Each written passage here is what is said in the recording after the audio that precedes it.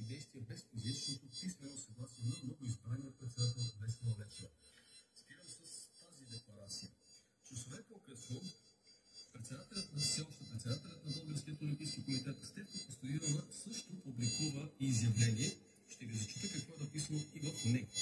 Във връзка с появили се съобщения за проведено днес заседание на посочения от Весела Лечева изпълнителен комитет на Българския олимпийски комитет, председателят Стефка Костадинова разпространи следното изявление. Към настоящия момент, избраният на 19 март състав на изпълнително бюро на БОК все още не е вписан в регистъра на юридическите лица с нестопанска цел. Преди това единствено вписаният в състав на колективния орган може да взима вредни решения, които са задължителни на изпълнение.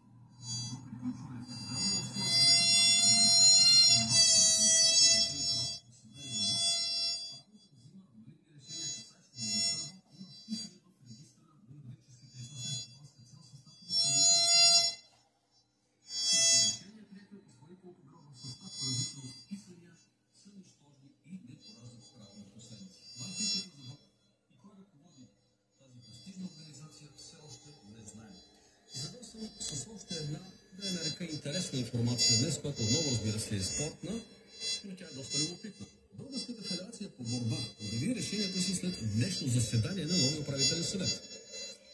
Зачитам точно какво пише от федерацията. Въвеждане на нови етични правила. В националния отбор на първенства турнир и лагер комуникацията да се осъществява на официалния език на страната, български език. Всички официални заявления, включително такива пред медии, да се осъществяват на български език и да изразяват единствено отношение към Република България, официалните институции на Република България, Българска федерация по борба, включително силовете на Република България, ГЕРБ, знаме и ХИМ. От федерацията пише още. Приоритетът е централизираната подготовка на представителните национални отбори в тези спорт. Европейско първенство, световно първенство на Олимпийски игри и финансирането на съответните състезатели и участието в централизираната подготовка.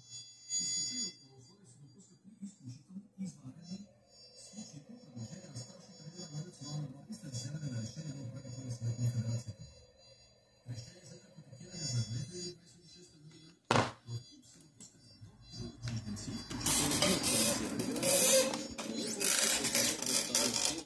това е краят на информацията от Българската федерация.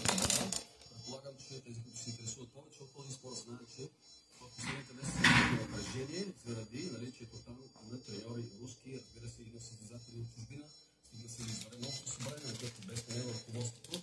Така че какво ще стане в Федерацията по борба, кой ще управлява Българския олимпийски комитет, предстои да разберем.